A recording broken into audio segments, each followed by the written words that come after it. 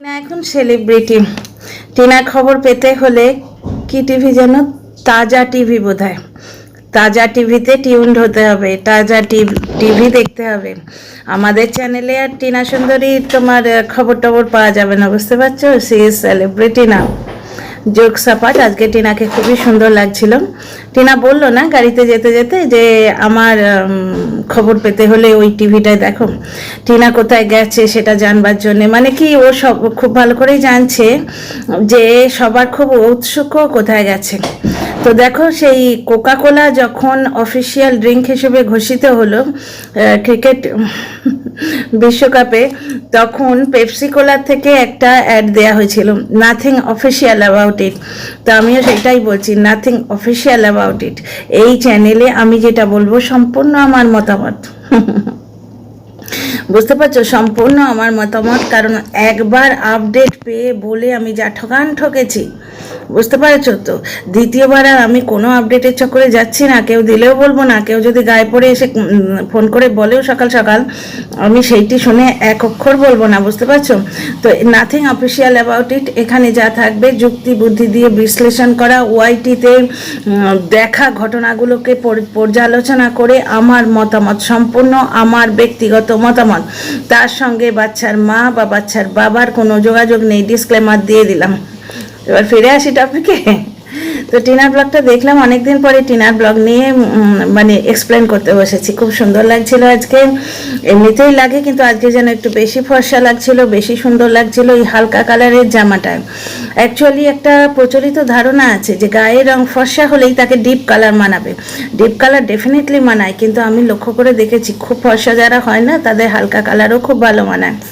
এই হালকা কালারে বেশি ফুটে ওঠে রংটা। যাই হোক, টিনার মা গেল ইয়েতে, মানে কাজে গেল।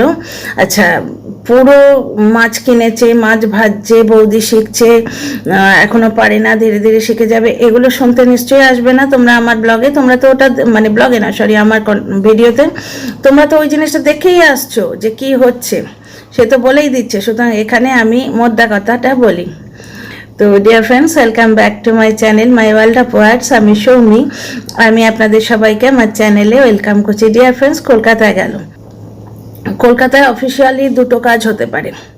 টিনার কাজ যেটা মানে ডিভোর্স, ছেলে, বুঝতে পারছো, আপাতত অন্য কোনো জিনিসে ও কনসেন্ট্রেট করছে না। ওর পুরোনো চ্যানেল দুটো ফিরে পাওয়া বা ডিভোর্সে অ্যালিমানি নেবে না আগেই বলেছিল, সুতরাং সেই সব ব্যাপারে এখন কনসেন্ট্রেট করছে না। এখনও দুটো ব্যাপারে কনসেন্ট্রেট করছে, ডিভোর্স এবং ছেলে। কারণ ছেলে দে ডিভোর্স নে, এইরকম একটা স্টান্স কিন্তু আমরা এতদিন দেখছিলাম। ডিভোর্স দেব না, এই যে নতুন পন্থাটাও নিয়েছিল, এটা ওকে বলা হয়েছিল নিতে, তবেই তো নিয়েছেন। কারণ এখন তো জগজাহির যে সেবক দাদা কেসটা দেখছেন, সরি আবার সেবক দাদা বলে ফেললাম, ওয়াইটিতে না নাম নিয়ে বললে আজকাল বড় ভয় করে। আমি বকদাদা বলি, তাতে কারোর যেন কোনো অফেন্ডেড ফিল না হয়। কারণ ওয়াইটিতে নাম করে বললে কখন যে কোন দিক দিয়ে কে বাঁশ দেবে বলাই যায় না, বুঝতে পারছো। আজকাল খুব সাংঘাতিক কেস হচ্ছে। ওয়াইটিতে কেউ কারো ফ্রেন্ড নয়। বকদাদা বলি নাকি সেবক দাদাই বলবো, যাই হোক, তো শুধু দাদা বলি, বুঝলে তো। দাদা যে এই কেসটা হ্যান্ডেল করছে সে তো আমরা সবাই প্রথম থেকেই জানতাম, বুঝতে পারছো। নাথিং অফিসিয়াল অ্যাবাউট ইট ব্যাপারটা ছিল এতক্ষণ। কারণ উনি সাইবার বুলিংয়ের ভয়ে সরে গেছিলেন একটা কমিউনিটি পোস্ট দিয়ে। তারপরে যখন ওনার কল রেকর্ড একটা কন্ট্রোভার্সি ক্রিয়েটারের ইয়ে থেকে বেরোলো, সেখানে উনি যে একজন সমাজসেবীকে ডাউন করে আর একজনকে আপ করে উনি কথা বলেছিলেন। এবার যাকে ডাউন করে কথা বলেছিলেন তার খারাপ লেগেছে, তিনি তখন বলেই দিয়েছেন তার ভিডিওতে যে সেবক দাদা এই, আবার নাম করে ফেললাম, যাই হোক, আশা করি উনি আমার স্ট্রাইক দেবেন না, আশা করি। তো এককালে এই দাদা কেসটা হ্যান্ডেল করছেন, এইটাই বলে দিয়েছেন। সুতরাং দাদা ভালো লাগছে যে উনি আত্মপ্রকাশ করছেন। পুরো গাড়িতে দাদার আওয়াজ শোনা গেছে, মানে বকদাদার আওয়াজ পুরোটা শোনা গেছে টিনা যখনই ভিডিও করছে মাঝে মাঝেই, এবং আগের দিনও ওনার নামটা পুরো শোনা গেল। তাতে টিনার অর্থবোধক ব্যাপার হলো। অনেকে যারা জানে না এই ব্যাপারটা, অনেকে এতটা আপডেট হয়তো রাখে না, ডে টু ডে দেখছে না, তারা ওই বয়ফ্রেন্ডের নামের সঙ্গে এটা গুলিয়ে ফেলবে। এটাতে একটা কন্ট্রোভার্সি টাইপের সৃষ্টি হলো। দ্বিতীয় কথা হচ্ছে একটু আত্মপ্রচারও হলো। আজকেও তাই তাই দেখলাম পুরো ভিডিওতে শুধু নয়, ওই যেখানে চাঁদনি চকে বৃষ্টির মধ্যে হাঁটা হচ্ছে, আমার ছোটবেলাকার জায়গা, তো আমি কলকাতাতেই মানুষ হয়েছি, এখন বিবাহ সূত্রে আমি বাইরে আছি, কিন্তু কলকাতা আমার নিজের জিনিস, সুতরাং ওখানকার চপ্পা চপ্পা আমি জানি। চাঁদনি চকটা যেখানে হাঁটছেন সেখানেও এক আধবার ওনার গলা পেলাম, আর যাবার সময় তো পারপাসলি ওনাকে দেখানো হলো, বলা হলো যে উনি বাড়ি অবধি পৌঁছে দিয়ে গেছেন, মানে কত করছেন মেয়েটার জন্য, খুব করছেন। তো যাই হোক, একদম বাড়ি অবধি পৌঁছে দিয়ে গেছেন, বুঝতে পারছো, সেখানে ওনার গলা পাওয়া গেল, গুড নাইট বলে। তো ভালোই হচ্ছে যে কমিউনিটি পোস্টে এরকমভাবে না লিখে উনি যদি সামনে থাকতেন প্রথম থেকেই, কারণ আমরা সবাই জানি উনি আছেন, তো ভালোই হচ্ছে। এবং ওনার উপর আমার পুরো ভরসা আছে। ওই যে কিস্তি মাসি রটাবার চেষ্টা করছে যে একটা ভেতর ভেতর প্যাচ আপ হয়েছে, একটা প্যাক্ট হয়েছে, বুঝতে পারছো, যে তুমিও খাও আমিও খাই, এই ধরনের, ওটাতে আমি একদম বিন্দু মাত্র বিশ্বাস করি না। আমি বিশ্বাস করি যে যেগুলো শাস্তিমূলক ব্যবস্থা নেয়ার উনি ডেফিনেটলি নেবেন। আচ্ছা, ফিরে আসি অন্য টপিকে, বাদ দাও এবার এই কথাটা। একটা ব্যাপার দেখো, কলকাতায় যাওয়া হলো, বুঝতে পারছো, ওদিকে সে টাকি গেল, বুঝতে পারছো, তাহলে একটা জিনিস দেখো, টাকিতে সে গেল, তার আগের একটা কেস ছিল, অনেক দিন আগের একটা কেস ছিল, যেটা আগের লিগাল টিম দিয়ে রেখেছিল, যেটা থেকে ও জামিন নিয়েছিল, ওটা বেশ তাগড়া কেস, বুঝতে পারছো। আচ্ছা, এদিকে কলকাতায় যাওয়া হলো, কলকাতায় কিন্তু তোমরা বুদ্ধি দিয়ে বলো না টিনা, লিগাল ব্যাপারটা হচ্ছে জুরিসডিকশনটা কোথায়? তোমার ইয়েতে বসিরহাটে। তাহলে কলকাতায় ব্যাপারটা কি হচ্ছে?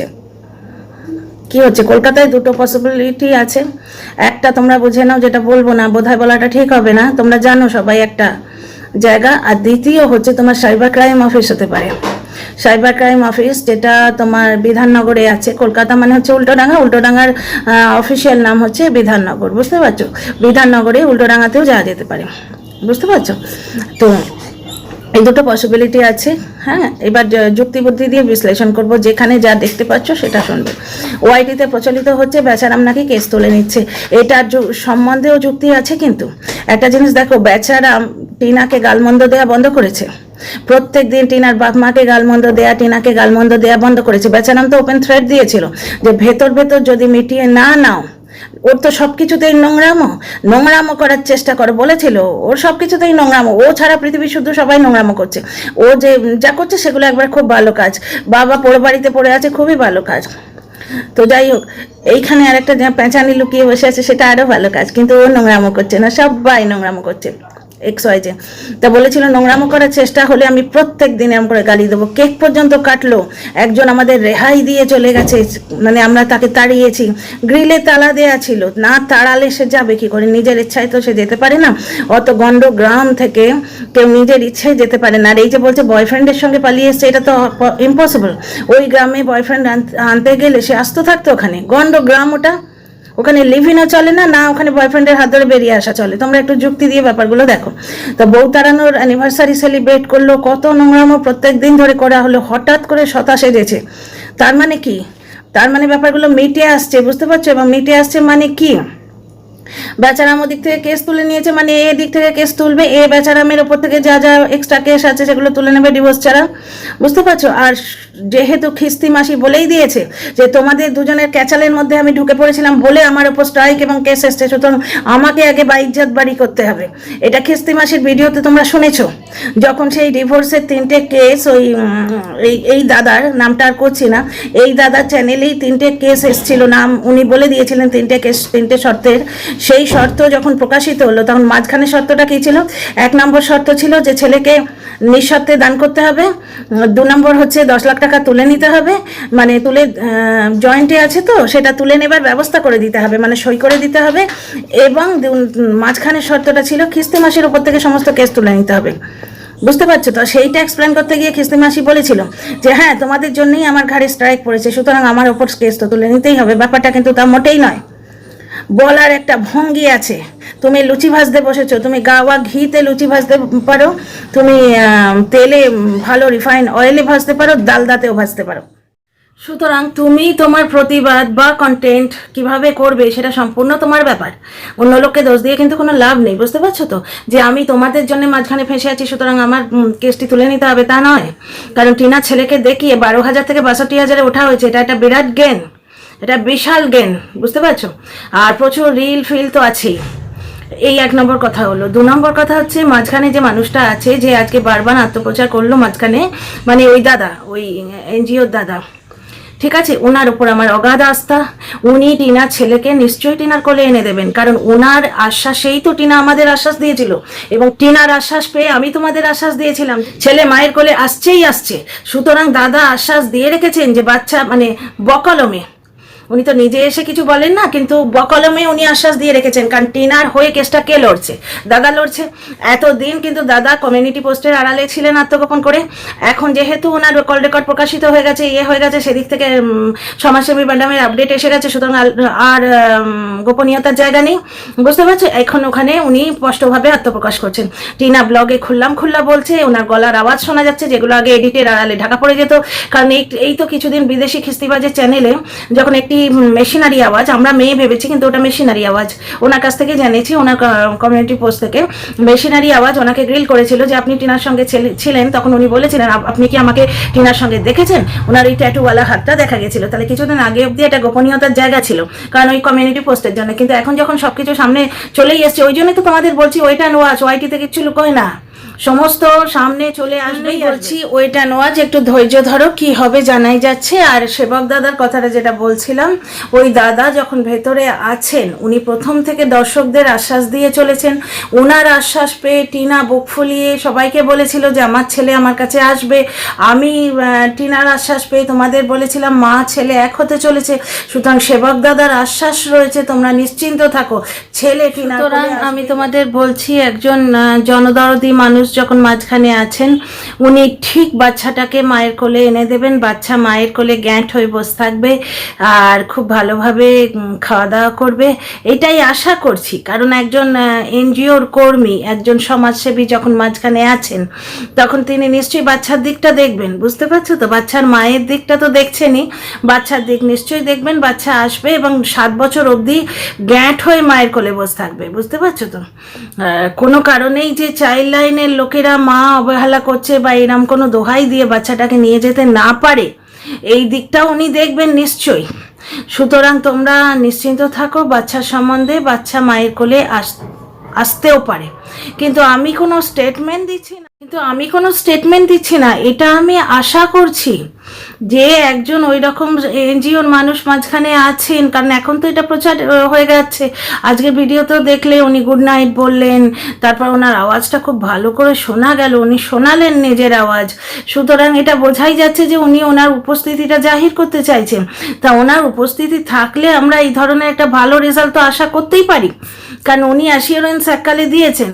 ওই এনজিও যখন এসছিল তখন তো আমাকে দিয়ে বলানো হয়েছিল, আমি বলেছিলাম জিনিসগুলো যে অমুক চাইল্ড লাইন কমিশন, মহিলা কমিশন, তারপর আরও কী কী সব ওই ইয়েটাই ছিল, মানে আমার কাছে ছিল নামগুলো, সেইগুলো আমি বলেছিলাম যে এই সমস্ত এত সংস্থা পাশে এসে দাঁড়িয়েছে। তাহলে এত সংস্থা পাশে এসে দাঁড়িয়েছে, তাতে বাচ্চার মাও বিরাট বড় উৎসাহ পেয়েছে, বাচ্চার মাও আশা করে আছে বাচ্চা হয়তো মায়ের কাছে আসবে। তাহলে এতগুলো সংস্থা যখন পাশে আছে, নিশ্চয়ই তারা বাচ্চা পাইয়ে দেবে, এটা আশা করা যায়। কিন্তু আমি স্টেটমেন্ট দিচ্ছি না গো। তারপর তোমরা হয়তো দেখলে যে বাচ্চা মায়ের কাছে এলোই না, মা এমন একটা ব্যবস্থা হলো যে মা মাঝখানে গিয়ে বাচ্চার সঙ্গে দেখা করবে, বাচ্চা রইলো বাবার কাছে। তখন তোমরা এসে আমাকে চেপে ধরলে যে তুমি তো বলেছিলে বাচ্চা মায়ের কাছে ফিরে আসবে, তা যেন করো না। কারণ আমি কিন্তু আগেই বলে দিয়েছি, চ্যানেলে যা প্রচারিত হচ্ছে এখন সেটা সম্পূর্ণভাবে আমার মতামত, বুঝতে পারছো? এখানে বাচ্চার বাবা বা বাচ্চার মা কোনোভাবেই দায়ী নয় আমার কথাবার্তার জন্য, বুঝতে পারছো? তো আমার এইটা আশা রয়েছে, কারণ আমার অগাধ আস্থা রয়েছে এই সমাজসেবী ব্যক্তিটির ওপর, এবং তোমাদেরও অগাধ আস্থা রয়েছে। ইনি মানুষটা ভালো, জনদরদি মানুষ, ইনি একটা বাচ্চার দুঃখ নিশ্চয়ই বুঝবেন, একটা বাচ্চার মায়ের দুঃখ নিশ্চয়ই বুঝবেন, বাচ্চাটাকে মায়ের কোলে নিশ্চয়ই এনে দেবেন, পার্মানেন্টলি এনে দেবেন, যাতে বাচ্চা 7 বছর পর্যন্ত ওখানে থাকে, এবং চাইল্ড লাইনের লোক যাতে কোনো মতেই 7 বছরের মধ্যে বাচ্চাটাকে মায়ের কোল থেকে নিয়ে যেতে না পারে, মাকে উনি গাইডেন্সও দেবেন যে এই যে করোনা ওই করোনা, বুঝতে পারছো, যেগুলো করতে নেই এইগুলো করলে ভালো হয়। বরাবর গাইড করে এসছেন, এখনও গাইড করবেন। সো এইটা আশা করছি। না হলে আর একটা অপশান আছে যে বাচ্চা বাবার কাছেই থাকবে আর মা মাঝে মাঝে দেখতে যাবে, কিন্তু সেই অপশানটাই যদি নেওয়ার থাকতো তাহলে তার টিনা বলতো না যে আমি ডিভোর্স নেব না। এখন একটা পরিকল্পনা নিয়ে একটা পরিকল্পিতভাবে তো এগোচ্ছিল। মাঝখানে তো ডিভোর্স খেলাটা বেশ কিছুদিন হলো এবং সে আগ্রহটা টিনার থেকেই ছিল। ও ওয়ান সাইডে ডিভোর্স করেছিল নাকি এরকম শুনলাম, তারপরে সেটাতে ওই লোকটা আসেনি, ওই লোকটা আবার বলল পিয়নকে ঘুষ দিয়ে, ওই লোকটা বলেনি, ওর পাতানো দিদি বলল, এবং ওই লোকটা সেই ধরি মাছ নাচুই পানি করে বলল যে নোটিশ আমার পর্যন্ত আসেইনি, নোটিশ চোর। কাকে একটা নোটিশ চোর? ও ফোকলাকে, দীপ্তবাবুকে নোটিশ চোর বলা হলো, বুঝতে পারছো? এই সমস্ত আমরা তো দেখলাম, মানে আর লোকটা নিজেও বলেছে তার ব্লগে যে বাচ্চার মার উকিল বারবার তার সঙ্গে যোগাযোগ করেছে। তার মানে ডিভোর্স নেওয়ার তাড়াটা কার ছিল? টিনার ছিল। হঠাৎ করে টিনা বেঁকে বসলো যে আমি ডিভোর্স দেবো না। তার মানে কি দাদা ওনাকে নিশ্চয়ই কোনো আশা দিয়েছেন যে ডিভোর্স দিও না যতক্ষণ বাচ্চা না পাবে। বুঝতে পারছো যে একটা লেনদেন হবে যে ডিভোর্স দাও বাচ্চা নাও, ডিভোর্স দাও বাচ্চা নাও,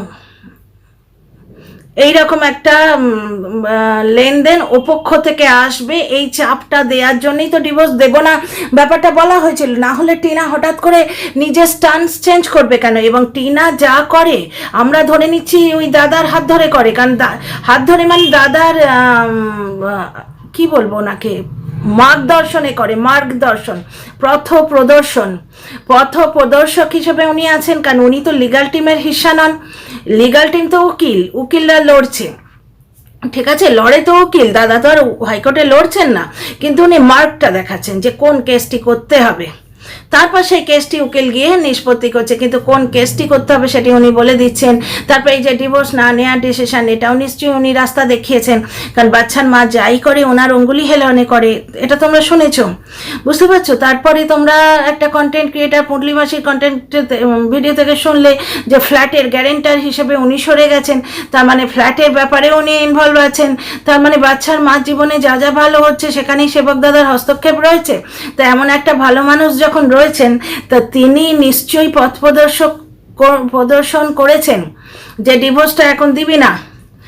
উনি ছোনের মতো দেখেন, তাই তুই করে কথা বলেন যে এখন তুই ডিভোর্সটা দিবি না, বাচ্চা দেবে, বাচ্চা দিতে রাজি হবে তবে ডিভোর্স দিবি।